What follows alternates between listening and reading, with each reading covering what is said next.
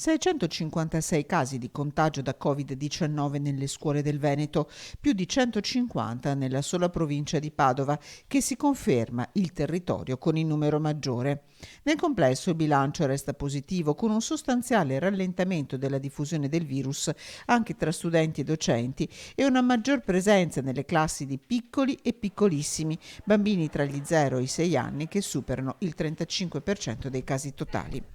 A reggere il sistema trasporti, che ha superato la prova del rientro in classe al 100% degli studenti delle scuole superiori, la conferma dalla vicepresidente del Veneto Elisa De Berti. Considerando che in Veneto si parla di 26-27 mila corse al giorno, diciamo che complessivamente sta andando bene, il sistema assolutamente regge, ci sono delle piccole criticità in giro per il Veneto che comunque sono determinate dal fatto che l'orario è ancora provvisorio delle scuole, non è ancora definitivo, comunque sono tutte segnalazioni che vengono prontamente segnalate alle aziende di trasporto e le aziende di trasporto intervengono per rimediare.